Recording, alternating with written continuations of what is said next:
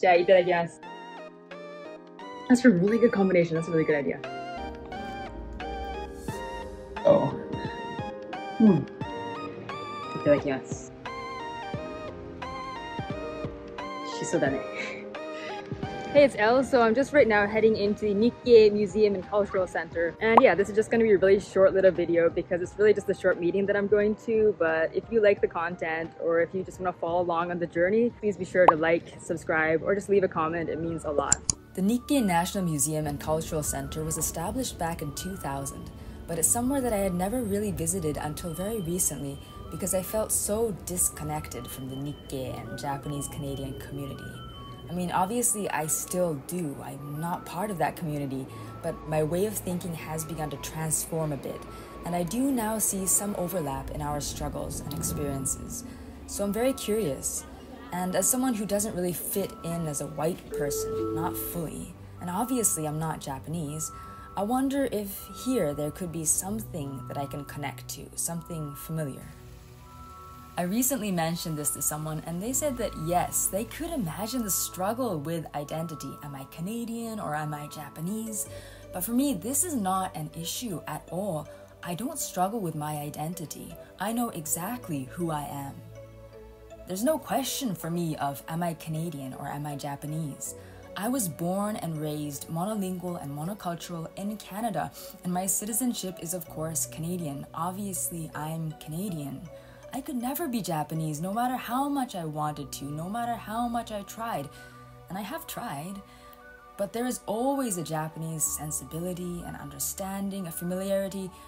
Something that doesn't come with DNA though. It's something that I've worked hard to gain through years and years of work and dedication, studying the language, the culture, the history, 7 years of university and a master's degree in Japanese classical literature, and 3 years working alone in Tokyo, all to honor the part of my DNA that is Japanese and the ancestors who came before me, to give them the acknowledgement that they deserve.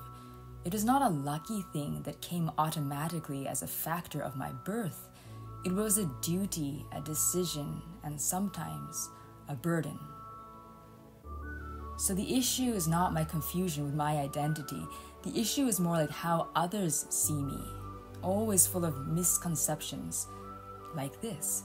Canadians see me as far more Japanese than I could possibly ever be, while Japanese see me as totally white, a complete foreigner. And with almost no relatives on either side to confirm my place in the world, my identity in respect to others, I often feel stuck in some no man's land, my own little island, and I'm the only one on it. I'm very curious to know if there are any other half or mixed race people out there who share this sentiment. Please let me know in the comments below, and again, if this is something that you'd like to hear more about, drop it in the comments, give me a like and a subscribe, and let's get into it. Today we have like a volunteer meeting. I'll be volunteering at the Nikkei Matsuri next weekend. This is like the very first year out of all the years that I've been in Vancouver, the very first year that I'm kind of actively participating in more like Japanese community events, or like more like Japanese Canadian community events. The first one that I did was like the Paul Street Festival a few weeks back, and I made a video about that, and I'll put a link for that up in the top right corner and probably down in the description as well. It's kind of a celebration of Japanese Canadian culture and Japanese culture in BC. So I was living and working in Tokyo alone for about 3 years, and during that time my understanding of my identity, like as a half Japanese person, really did begin to shift, like where I lie on the spectrum of like Japanese Canadian or Japanese or Canadian or half, and that really began to shift a lot for the first time. And even a few weeks ago during the Paul Street Festival, I kind of just shifted a bit. So if anybody's interested in seeing a video about that, like shifting identities as a mixed race person, as a half Japanese person, let me know in the comments below. I think I'm gonna plan something like that. I just bought this massive bundle of shiso. For anybody who doesn't know what shiso is, it's like Perlia leaves. Usually people use it in like things like umeboshi.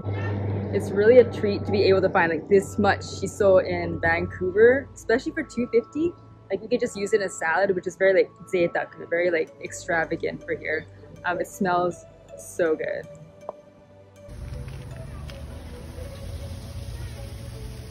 There's a cool little path leading to the bus stop.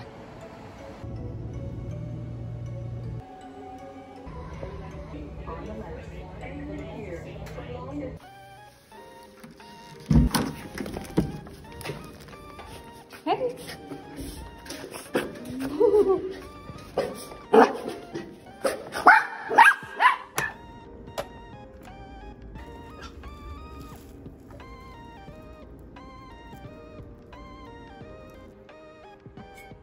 Oh, 美味しそう。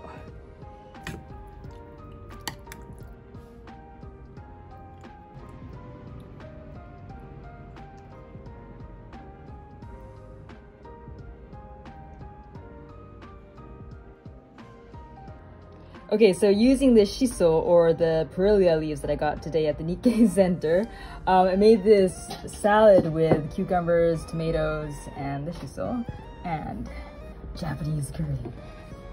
Kare rice作りました. I don't think I've ever had shiso with curry, but I bet it's gonna go really, really well. Right, Pippin? So I'm just gonna scoop some of this onto the curry. I don't know about you guys, but I always really like having fresh vegetables in my curry. I don't know, that's just the thing. And especially tomatoes and cucumbers, that's like the perfect combination for me. So this should be good. Okay, じゃあいただきます。Oh, 美味しい。This is the SP kareru. I know there's like different kinds. There's like house and bamonto and stuff, but SP is always my favorite because it has like, I think it has 32 different types of spices. No, Pippin! Pippin tipped over the camera. Anyways, let's see how it goes with the shiso.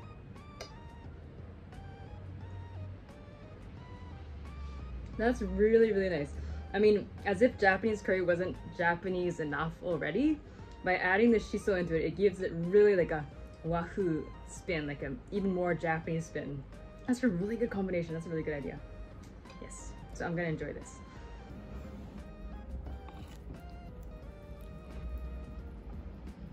There was actually so much shiso that I made some tea, and I've never had shiso tea before. I didn't even know it was a thing, so. Ooh. Smells really good. Interesting. Kind of, it's confusing. It smells like cooking because shiso is used so often, like savory cooking, so. But shiso is part of the mint family, and mint tea is really good, so.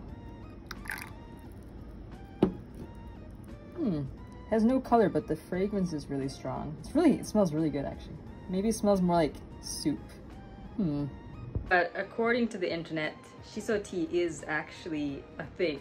It exists. People drink it, so itadakimasu.